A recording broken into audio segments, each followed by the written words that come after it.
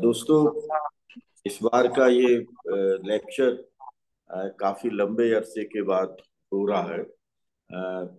ऐसे कुछ निजी कारण बन गए जिसकी वजह से हम लोग आपस में चर्चा नहीं कर पाए। मेरी आगे कोशिश रहेगी कि हम लोग कम से कम हफ्ते में एक लेक्चर जरूर आपके सामने लेकर के आए, ताकि डिसकंटिन्यूटी ना हो। अ, मेरी रिक्वेस्ट है आपसे कि इस लेक्चर से पहले दुर्खाइम के बारे में जितना कुछ बताया गया है उसको आप अपने लेवल पर रिफ्रेश कर लीजिएगा। दुर्खाइम को पढ़ते समय हम लोगों ने एक चर्चा की थी कि दुर्खाइम का पूरा अध्ययन एक ड्युअलिज्म पर आधारित है। एक ऐसी ड्युअलिटी यानी पारस्परिक विरोधाभास जिसमें कि एक तरफ समाज है और एक तरफ व्यक्ति है।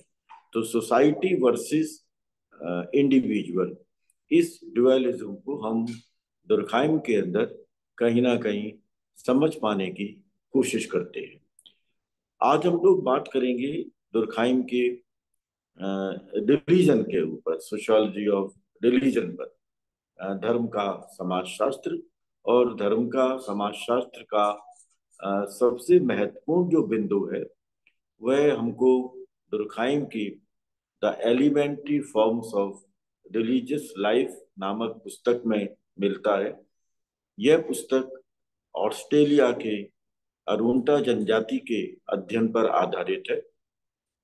सबसे महत्वपूर्ण बात यह है कि ये जो अध्ययन है, यह अध्ययन सेकेंडरी सोर्सेज पर आधारित है। जिन सोर्सेज को दुर्खाइम ने लिया वे वो सोर्सेज हैं जो संबंधित लोगों के द्वारा प्राइमरी डेटा के रूप में उभर करके आई थी। यानी वे लोग अरुंटा जनजाति की उन्होंने यात्रा की थी, उस क्षेत्र की। वहां से उन्होंने बहुत सारी चीजें इकट्ठी की, उनको डॉक्यूमेंटेड फॉर्म में प्रस्तुत किया, और उन डॉक्यूमेंट को दुर्खाइम ने the elementary forms of religious life पुस्तक के लेखन का आधार बनाया। एक बात जो मुझे लग रहा है इस पूरे संदर्भ को देखकर, कि क्या हम दुर्खाइम के समाजशास्त्र को साइंस ऑफ मोरल लाइफ की संज्ञा दे सकते हैं।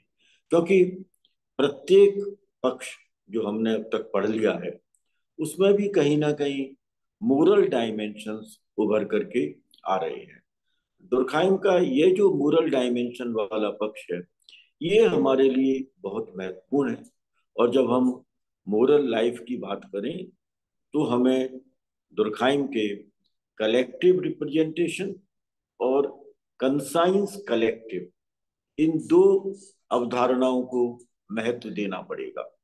ये दोनों ही अवधारणाएं the elementary forms of religious life का एक बहुत महत्वपूर्ण हिस्सा है। मुझसे कुछ लोगों ने पूछा था कि कलेक्टिव कंसाइंस और कलेक्टिव रिप्रेजेंटेशन के बीच में क्या अंतर है। तो जो कंसेंसस वाला पार्ट है, यानी कंसाइंस कलेक्टिव वाला पार्ट है, उसका अर्थ है शेयर्ड नॉर्म्स एंड बिलीफ्स। जो प्रतिमान हैं, विश्वास व्यवस्थाएं हैं, उनकी उनकी शेयरिंग जब हम इस पक्ष पर बल देते हैं तब वो कंसाइंस कलेक्टिव के रूप में आता है। यानी चेतना जिसमें सामूहिकता का पक्ष दिख रहा है। और जो कलेक्टिव रिप्रेजेंटेशन है, सामूहिक प्रतिनिधान, उसका मोटा मोटा अर्थ तो ये है कि जो अवधारणाएं हैं, जो ऑब्जेक्ट्स हैं, जो हमारे सोचने समझने के अपने तरीके हैं, वो किस तरह से एक समूह को रिप्रेजेंट कर रहे हैं, उस समूह का प्रतिनिधित्व कर रहे हैं। तो मुझे लगा कि कलेक्टिव रिप्रेजेंटेशन को अगर हम कहें तो ये कह सकते हैं कि ये शेयर्ड वेज ऑफ थिंकिंग है। ये एक मोटा अंतर है। शेयर्ड वेज ऑफ थिंकिंग की जब आप बात करेंगे तब आप कलेक्टिव रिप्रेजेंटेशन की बात करेंगे, और जब आप शेयर्ड नॉर्म्स एंड बिलीफ्स की बात करेंगे तो कंसाइंस कलेक्टिव की बात करेंगे। जब हम दुर्खाइम के धर्म संबंधी पक्ष को देखते हैं तो ऐसा लगता है कि इस अध्ययन में दुर्खाइम एक फोकस से दूसरे फोकस की तरफ जा रहे हैं। जहां वो पहले शेयर्ड नॉर्म्स और बिलीफ्स की बात कर रहे थे, यानी कंसाइंस कलेक्टिव की बात कर रहे थे, वहीं अब वे रिलीजन के अध्ययन में शेयर्ड वेज ऑफ थिंकिंग की बात करते हैं, उसकी विश्वास व्यवस्था की बात करते हैं। यानी कलेक्टिव रिप्रेजेंटेशन का जो पक्ष है, वह कलेक्टिव रिप्रेजेंटेशन का पक्ष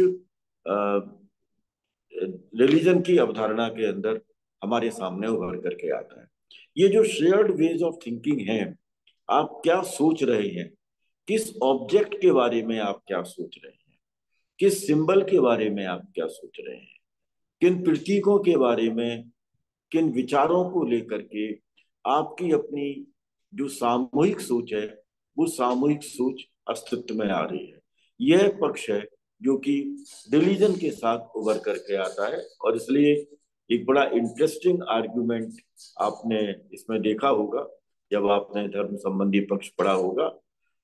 उसका अगर हम मोटा मोटा एक विवेचन करें तो हम ये कह सकते हैं कि God has not created this society. ईश्वर ने समाज की रचना नहीं की है, बल्कि समाज ने ईश्वर की रचना की है, समाज ने धर्म की रचना की है। और इसलिए दुर्खाइम कई स्थलों पर सोसाइटी इज गॉड, समाज ही ईश्वर है, इस पक्ष को कहीं ना कहीं प्रस्तुत करते हुए नजर आते हैं। तो पहला पार्ट तो हमको ये इसमें याद रखना है कि जब हम रिलीजन की बात करें तो हम ये कहें कि दुर्खाइम कंसाइंस कलेक्टिव से कलेक्टिव रिप्रेजेंटेशन की तरफ अपने फोकस को शिफ्ट करते हैं। एक बात और कही जा सकती है इसके पहले कि मैं धर्म की परिभाषा के ऊपर आऊं। दुर्खाइम ने जो धर्म को प्रस्तुत किया है, उस धर्म की प्रस्तुति में हम तीन अवधारणाओं को देख सकते हैं परिकल्पना के रूप में। यानी तीन परिकल्पनाएं निर्मित होती हैं। There are three hypothesis by which religion can be presented. धर्म को हम प्रस्तुत कर सकते हैं इन तीन परिकल्पनाओं के आधार पर। पहली परिकल्पना है जो कि कॉजल परिकल्पना है, यानी कार्य कारणता मूलक परिकल्पना है, कॉजल हाइपोथेसिस। दूसरी जो परिकल्पना है वो इंटरपरेटिव है, विवेचनात्मक परिकल्पना है। और तीसरी जो परिकल्पना है वह परिकल्पना प्रकार्यात्मक परिकल्पना है। इन तीनों परिकल्पनाओं की चर्चा स्टीवन ल्यूक्स ने अपनी पुस्तक के अंदर बहुत व्यापक रूप से की है। मैं बहुत संक्षेप में अगर बात करें तो हम ये कह सकते हैं कि जो कॉजल परिकल्पना है, कार्य कारणता मूलक, उसमें धर्म सामूहिक अनुभवों का परिणाम है। Religion is the result of a collective experience. तो यानी धर्म तो क्या हो गया, ये कॉन्सिक्वेंस हो गया, और कलेक्टिव एक्सपीरियंस कॉज बन गए। तो ये कॉजल हाइपोथेसिस हमारे सामने उभर करके आती है, जिसको कि दुर्खाइम अपनी इस पुस्तक के अंदर अनेक जगहों पर विवेचित करने का प्रयास करते हैं और इसको स्थापित करने की कोशिश करते हैं। जो दूसरी परिकल्पना है वो इंटरपरेटिव हाइपोथेसिस है, विवेचनात्मक परिकल्पना है। उसमें हम ये कह सकते हैं, अगर मोटे मोटे रूप में कहें, कि धर्म को प्रस्तुत किया जा सकता है एक ऐसे तरीके के रूप में जो कि विश्व के अंदर काम करता है, और वो जो विश्व के अंदर काम करने वाला तरीका है, वह तरीका कहीं ना कहीं समाज की कार्य प्रणाली के माध्यम से हमारे सामने उभरता है। यानी religion can be seen as an theory of elementary nature of the way the world and society work. विश्व और समाज कैसे क्रियाशील होता है, कैसे काम करता है, इसका जो प्रारंभिक स्वरूप है, उस प्रारंभिक स्वरूप को जब हम समझने की कोशिश करते हैं, तब धर्म की व्याख्या हमारे सामने उभर करके आती है। दुर्खाइम ने अरुणता जनजाति के अंदर ये जो प्रारंभिक जीवन था, जिसके आधार पर अरुणता जनजाति का सामाजिक विश्व निर्मित हुआ था, अरुणता जनजाति से संबंधित जो समूह थे, जो क्लान थे, जो जिस तरह से कार्य कर रहे थे, वो धर्म की इस विवेचना का आधार बन जाते हैं। तीसरी जो परिकल्पना है वो प्रकार्यात्मक परिकल्पना है, और उस प्रकार्यात्मक परिकल्पना में हम ये कह सकते हैं कि धर्म की अपनी परिणाम क्या होते हैं, धर्म की अपनी भूमिका क्या होती है, धर्म समाज में किस तरह से पक्षों का, किस तरह की स्थितियों का निर्वाह करता है। जैसे मार्क्स ने जब धर्म की बात की थी तो उन्होंने कहा था कि religion is the opium for the masses, वो धर्म समाज के लिए अफीम है। लेकिन इसके ठीक भिन्न स्टैंड लेते हुए दुर्खाइम अपनी फंक्शनल हाइपोथेसिस में इस बात की चर्चा करते हैं कि सामाजिक एकीकरण, सामाजिक एकजुटता यानी सोशल कोहिजन, उसे कैसे मेंटेन किया जाए, वह कैसे स्थापित हो, सामाजिक एकजुटता कैसे स्थापित हो और इसे लगातार कैसे री एनफोर्स किया जाए। ये जो पक्ष है, ये पक्ष धर्म की प्रकार्यात्मक परिकल्पना को हमारे सामने प्रस्तुत करता है। हमें इन चीजों के ऊपर महत्वपूर्ण तरीके से बल देने की जरूरत है ताकि हम धर्म के इस प्रारंभिक स्वरूप को समझ पाए। एक बात और, जब हम धर्म की बात करते हैं तो हमें कुछ अवधारणाओं की तरफ दुर्खाइम ले जाते हैं। उसमें से सबसे महत्वपूर्ण अवधारणा है, एक तो प्रोफेन एंड सैक्रेड की अवधारणा है। अपवित्र एवं पवित्र, आप इसको पवित्र एवं सामान्य भी कह सकते हैं। सैक्रेड टोटम यानी सैक्रेड ऑब्जेक्ट, जो नेचर के साथ जुड़ा हुआ हो सकता है, जो किसी पशु के साथ जुड़ा हुआ हो सकता है। वैसे तो जब हम अरुणता जनजाति की बात करते हैं तो सभी टोटम कहीं ना कहीं नेचर के साथ जुड़े हुए नजर आते हैं। उसमें प्लांट भी हैं, उसमें ट्री भी हैं, उसमें जो स्टार्स हैं, जिस तरह के सूरज है, चंद्रमा है, जो विभिन्न विभिन्न जानवर हैं, वो कहीं ना कहीं टोटम के रूप में नजर आते हैं। और चूंकि इन सब के साथ अरुणता जनजातीय समूह के लोग एक विशिष्ट प्रकार का व्यवहार करते हैं, उस विशिष्ट प्रकार के व्यवहार में वो कुछ ऐसी चीजें अपनाते हैं जो कि रिचुअल्स हैं, जिनके अंदर कहीं ना कहीं एक नियंत्रण का भाव है, कुछ डूज हैं, कुछ डोंट्स हैं, उनको हम क्या करना चाहिए, क्या नहीं करना चाहिए, ये पक्ष है। इसके आधार पर सैक्रेड का कंसेप्ट अस्तित्व में आता है। तो रिलीजन के अंदर जो टोटमिक प्रिंसिपल्स हैं, जो टोटम है, जो वस्तुएं हैं, वो पवित्र है। जो चीज पवित्र नहीं है वो सामान्य है। जाति के अंदर जब हम बात करते हैं तो प्योरिटी और पॉल्यूशन की बात करते हैं, वहां पर पवित्र के ठीक विपरीत अपवित्र है। लेकिन यहाँ पर पवित्र के ठीक विपरीत सामान्य है। जो सैक्रेड नहीं है वो प्रोफेन है, वह सामान्य है। जैसे मान लीजिए समाचार पत्र, समाचार पत्र मेरे लिए प्रोफेन है, सामान्य है। लेकिन कोई एक पुस्तक जिसका मैं अध्ययन करता हूं एक विद्यार्थी के लिए, वह एक सैक्रेड टोटम के रूप में इस्तेमाल होती है। यानी सैक्रेड टोटम को जब आप इस्तेमाल करते हैं तो उसमें कुछ निश्चित प्रकार की विश्वास व्यवस्थाएं हैं, उनके साथ में कुछ आप निश्चित प्रकार के व्यवहार करते हैं, कुछ व्यवहार नहीं करते हैं। कहीं पर आपको भय महसूस होता है, कहीं पर आपको प्रसन्नता महसूस होती है। उसमें एक रेवरेंस है, उसके अंदर एक प्रतिष्ठा, सम्मान, ये सारी भावनाएं हैं जो आपको सैक्रेड के ऑब्जेक्ट के साथ में जोड़ती हैं। इसका संबंध प्रोफेन के साथ नहीं है। लेकिन अगर हम दुर्खाइम के सामाजिक तथ्य के कुछ पक्षों की बात कर लें जो कि हमने पहले पढ़े हैं, तो हम ये कह सकते हैं कि अनेक संभावनाएं ऐसी हो सकती हैं जिसमें कि जो प्रोफेन ऑब्जेक्ट हैं वो आगे चल करके सामान्य में परिवर्तित हो सकते हैं, और जो पवित्र में परिवर्तित हो सकते हैं, और जो पवित्र हैं वो सामान्य में परिवर्तित हो जाते हैं। यानी ये समय, स्थान, परिस्थिति सापेक्ष हो सकते हैं। आज आप जिनको पवित्र मान रहे हैं, हो सकता है कल वो सामान्य वस्तुएं बन जाएं, क्योंकि रिलीजन भी तो डायनामिक कैरेक्टर का होता है ना। और हो सकता है कि आज जो सामान्य वस्तुएं हैं, जो प्रोफेन ऑब्जेक्ट हैं, वो आगे चल करके कहीं पवित्र में परिवर्तित हो जाए।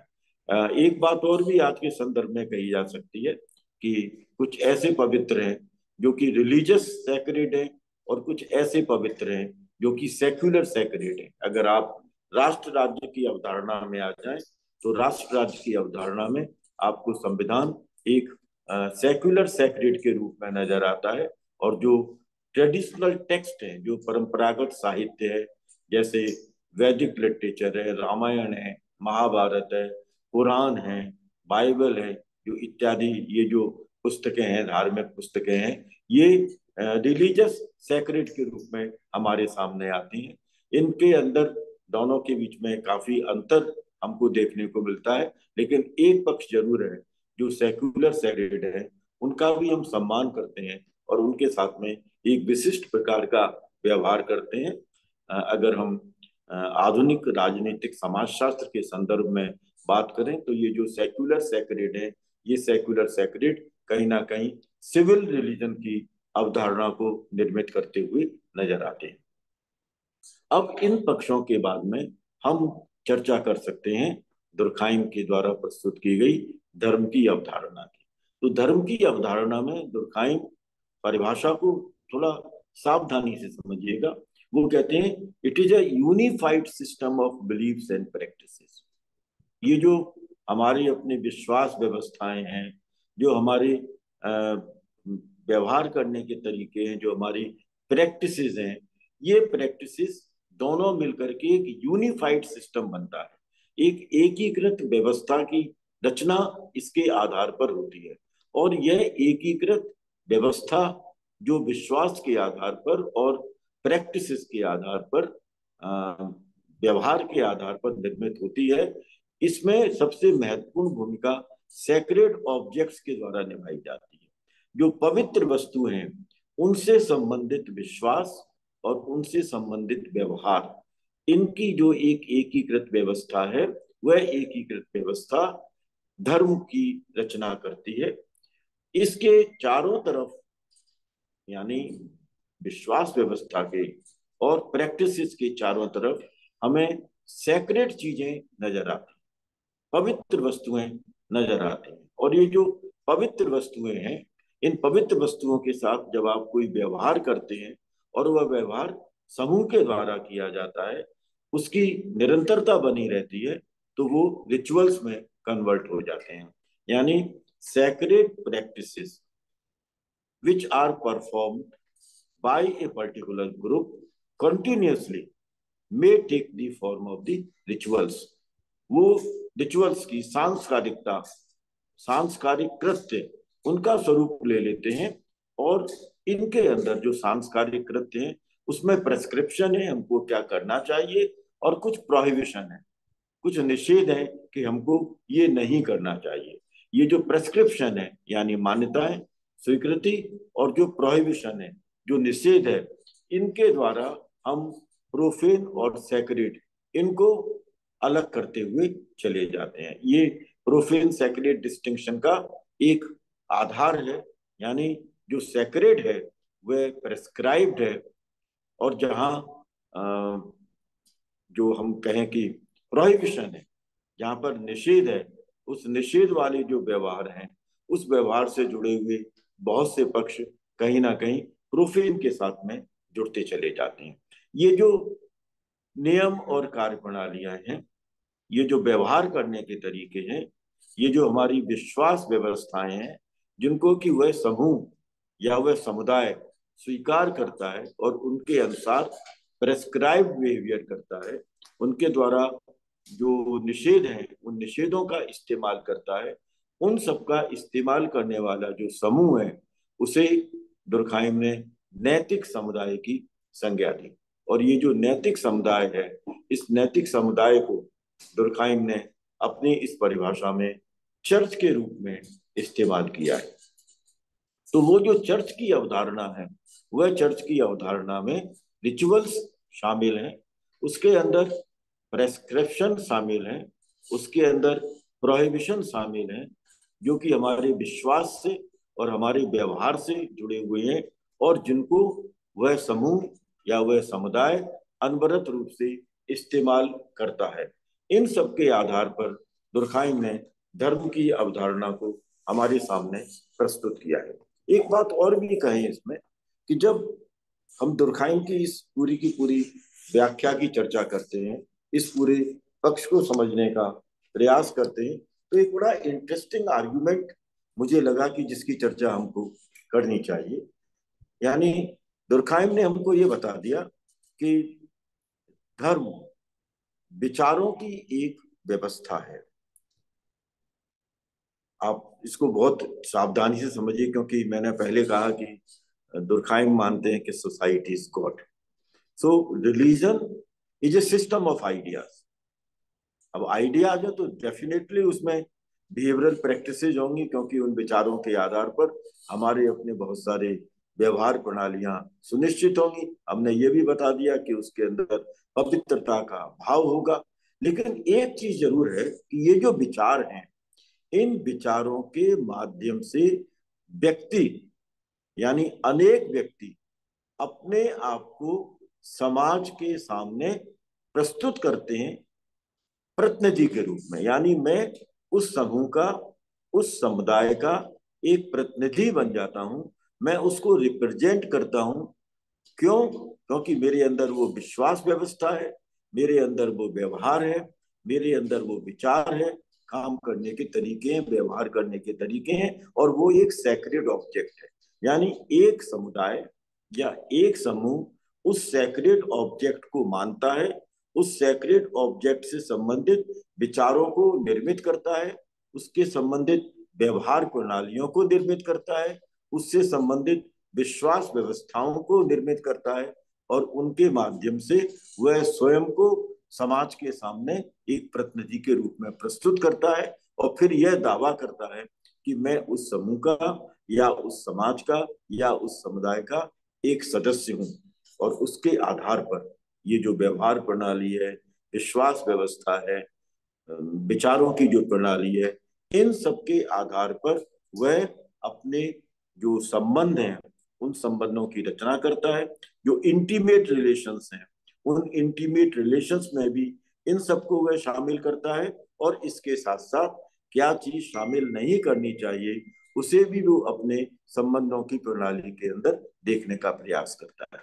ये जो समूची व्याख्या है, यह सिद्ध करती है कि सोसाइटी इज गॉड, समाज ही ईश्वर है, क्योंकि उसके अंदर ही ये सब विश्वास व्यवस्था, व्यवहार प्रणालियां, विचार पाए जाते हैं, जिसके आधार पर मैं प्रतिनिधि के रूप में अपने आप को समाज के सामने प्रस्तुत करता हूँ, समूह के सामने प्रस्तुत करता हूँ, और उसकी सदस्यता के साथ में जुड़ जाता हूँ। ये है सैक्रेड और प्रोफेन की वह एक व्यापक व्याख्या जो हमारे सामने नजर आती है।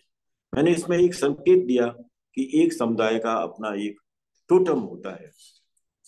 वह टोटम दूसरे समुदाय का सामान्यतः नहीं होता। ये प्रारंभिक स्वरूप की बात है। अब तो अनेक टोटम और एक टोटम अनेक समुदायों का समूह का हिस्सा हो सकते हैं आधुनिक धर्म के अंदर। लेकिन धर्म के परंपरागत स्वरूप में या धर्म के प्रारंभिक स्वरूप में एक समुदाय का एक ही टोटम होता था। यानी टोटम की प्रस्तुति, टोटम की रचना सेगमेंटेड सोसाइटी के साथ जुड़ी हुई है। और हमने जब समाज के वर्गीकरण की बात की थी शुरुआती दौर में, तो ये बताया था कि जो सेगमेंटेड सोसाइटी है, वह सेगमेंटेड सोसाइटी नातेदारी पर आधारित है, और उसमें हमको क्लान के विभाजन पाए जाते हैं। यानी क्लान का विभाजन और नातेदारी, ये जो हमारे अपने संबंध हैं, इन संबंधों के अंदर क्या प्रिस्क्रिप्शन है, क्या स्वीकृति है और क्या अस्वीकृति है, उसकी जो प्रस्तुति है, उसकी जो अभिव्यक्ति है, उस अभिव्यक्ति के केंद्र में, उसकी पृष्ठभूमि में कहीं ना कहीं हम टोटम की भूमिका को पा सकते हैं। और इसलिए हमने कहा कि टोटम कोई भी एक वस्तु है, वह वस्तु जो कि प्राकृतिक विश्व के साथ जुड़ी हुई है। कोई भी पशु हो सकता है। आपने देखा होगा जन्म के अंदर, विवाह के अंदर, मृत्यु के अंदर अरुणता जनजाति की व्याख्या करते समय दुर्खाइम ने ऐसे अनेक पशुओं की चर्चा की है, मछलियों की चर्चा की है, ट्री की, पेड़ों की चर्चा की है, जिनकी की प्रस्तुति और जिनका व्यवहार में इस्तेमाल किया जाता है बड़ी सावधानी के साथ और बड़ी पवित्रता के साथ में। और इसलिए दुर्खाइम धर्म को एक सामूहिक प्रतिनिधान की संज्ञा देते हैं। और सामूहिक प्रतिनिधान अगर धर्म है, जो रिलीजियस बिलीफ्स हैं वो अगर कलेक्टिव रिप्रेजेंटेशंस हैं, धार्मिक विश्वास अगर सामूहिकता के साथ जुड़े हुए हैं और उसका प्रतिनिधित्व करते हुए नजर आते हैं, तब हम कह सकते हैं कि ये धार्मिक विश्वास प्रणालियां कलेक्टिव रिप्रेजेंटेशन के रूप में, सामूहिक प्रतिनिधान के रूप में समाज की शक्ति को प्रस्तुत करते हैं। ये किलान की और किलान की जो पावर है, जो किलान की शक्ति है, उसको प्रस्तुत करते हैं। और जब वो शक्ति को प्रस्तुत करते हैं, पवित्रता के साथ जुड़ जाते हैं और हमारी व्यवहार प्रणाली, विचार इत्यादि के अंतर्गत उनको हम देख सकते हैं, तो फिर हम ये कह सकते हैं कि टोटम धर्म का एक स्वरूप है। और कहीं पर उन्होंने ये भी कहा कि totem itself is a form of religion. इसको बेस बना करके दुर्खाइम ने धर्म की व्याख्या की। यह सिद्धांत हमारे लिए इसलिए महत्वपूर्ण है क्योंकि धर्म पराभौतिक शक्ति नहीं है, पारलौकिक शक्ति नहीं है, बल्कि धर्म समाज और प्रकृति के मध्य जो संबंध रहे हैं, उन संबंधों की गत्यात्मकता के कारण उत्पन्न हुआ है। प्रकृति पर चूंकि हमारा जीवन आधारित है, इसलिए हम प्रकृति के आधार पर अनेक विचारों को, व्यवहार प्रणालियों को, विश्वास व्यवस्थाओं को निर्मित करते हैं। उनके साथ में पवित्रता और सामान्यता का भाव जुड़ता चला जाता है और धीरे धीरे वही धर्म का प्रारंभिक स्वरूप बन करके हमारे सामने उपस्थित हो जाता है। दुर्खाइम की यह जो पूरी व्याख्या है, यह व्याख्या काफी कुछ महत्वपूर्ण है। मैं फिर एक बार चर्च की व्याख्या आपके सामने कर रहा हूं, जो मेरा लास्ट पॉइंट है। Church refers to the existence of a regularised ceremonial organisation pertaining to a definite group of worshippers।